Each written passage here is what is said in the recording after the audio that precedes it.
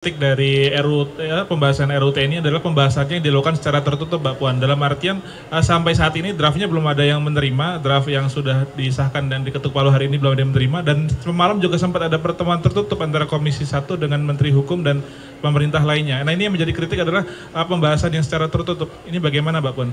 Setelah disahkan, tentu saja nanti akan kami berikan apa yang sudah akan diputuskan. Tapi tadi yang seperti saya sampaikan, 3 hal yang kemudian menjadi perbincangan atau kemudian hal-hal yang kemudian diisukan, dicurigai tidak seperti yang diharapkan, insya Allah tidak akan terjadi.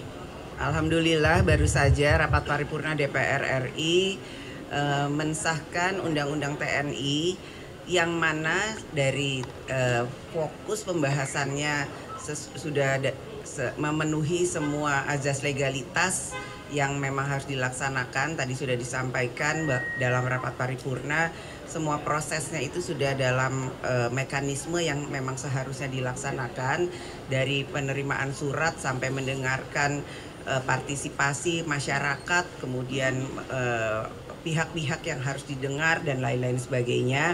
Bahkan pembahasannya pun dilaksanakan secara terbuka. Kami dari DPR dan pemerintah menerima masukan dan aspirasi dari seluruh elemen masyarakat yang dianggap penting dan perlu.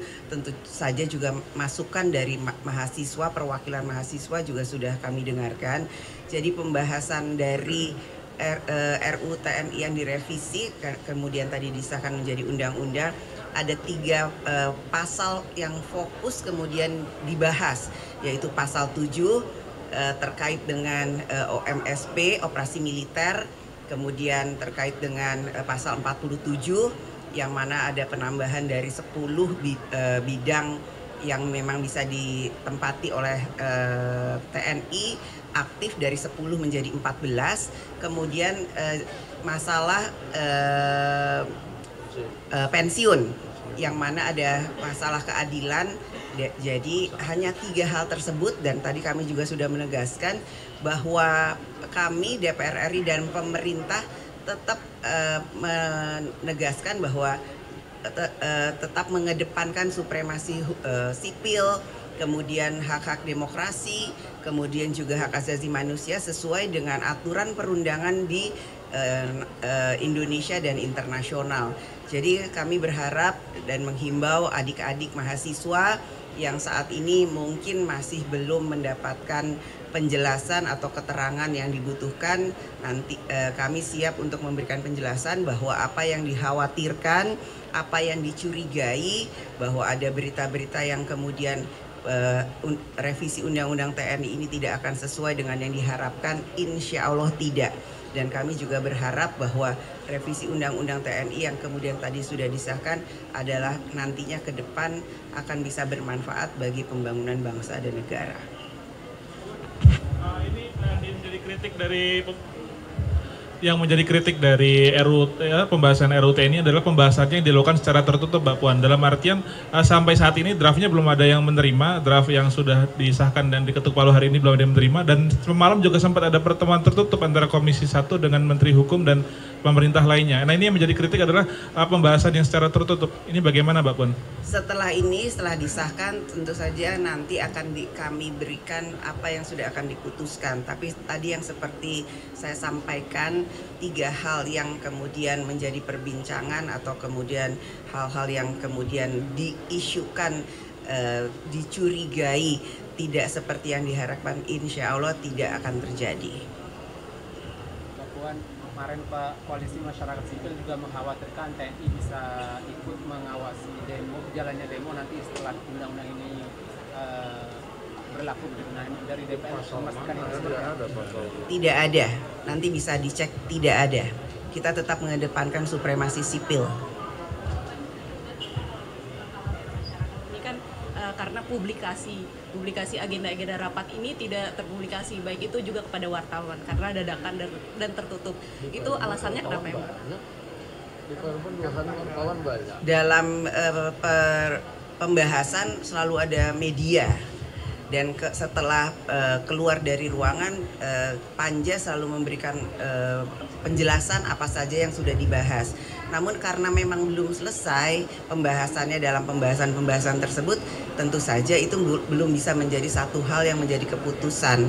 Jadi hari ini karena memang sudah diputuskan antara DPR RI dan pemerintah, ini menjadi satu keputusan yang memang sudah disepakati. Nanti silakan dilihat. Mbak Puan, izin isu lain soal penemuan ladang ganja di Bromo. Mbak Puan, ini dari pimpinan DPR bagaimana sih Mbak menyikapi dan menindaklanjuti ke depannya?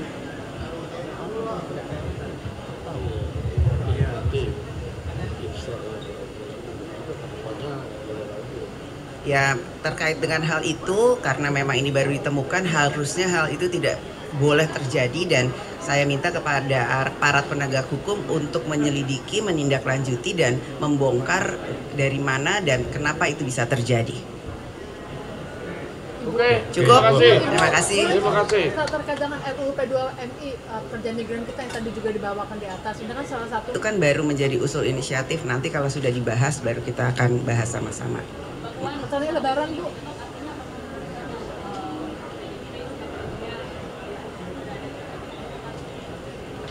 Kami di sini di DPR bersama-sama bergotong royong akan bersama-sama dengan pemerintah demi bangsa dan negara. Sikap Ibu Ya. Mega seperti apa, Ibu? Mendukung, karena memang sesuai dengan apa yang diharapkan. Ibu terkait kemarin. Bahwa tadi kan yang baru hanya 3, tapi untuk larangan berbisnis apakah masih sama bahwa TNI tidak boleh? Nah, tetap dilarang, tidak boleh berbisnis, tidak boleh menjadi anggota partai politik, dan ada beberapa lagi itu harus, dan bahkan kalau di luar dari pasal 47 bahwa cuman ada 14 kementerian lembaga yang boleh diduduki TNI aktif, yang TNI aktif itu harus mundur atau pensiun dini. Jadi tolong jangan ada kecurigaan, jangan salah berprasangka dulu. Mari kita sama-sama baca dengan baik setelah undang-undang ini disahkan. Kita jangan belum apa-apa berburuk sangka. Ini bulan Ramadan, bulan penuh berkah. Kita sama-sama harus mempunyai pikiran positif dahulu. Sebelum membaca, sebelum melihat, tolong jangan berburuk sangka dan berprasangka negatif. Pasal 7 Ibu soal terkait Lebaran, Bu, OMSP, persiapan Lebaran. soal OMSP ini tidak diatur masa tenggat TNI yang melakukan operasi di luar militer. Ini dikhawatirkan karena bisa menambah kewenangan presiden. Seperti apa? Itu nanti diatur dalam PP, dan insya Allah jangan sampai terjadi ada operasi militer. Ini kan hanya untuk antisipasi dan mitigasi. Jikalau terjadi akan dilaksanakan hal seperti itu. Namun jika tidak, jangan sampai terjadi, dan itu hanya penambahannya itu adalah untuk cyber dan penyelamatan warga negara di luar negeri jika dibutuhkan. Persiapan Apa? Udah di undang-undang, kita kan berpayungnya payung undang-undang. Puan, Wah, ini udah terlalu. Pak Puan, kemarin ada desakan RUU Polri supaya segera dibahas karena KUHP sekarang lagi digarap di Liga. Ini seperti apa, Mbak? Belum ada surprise, dan kita lihat lagi ya. Udah dulu, ini lagi lebaran, nanti habis lagi puasa mau menuju lebaran, ini udah jam kritis. Iya benar. Ya, terima kasih.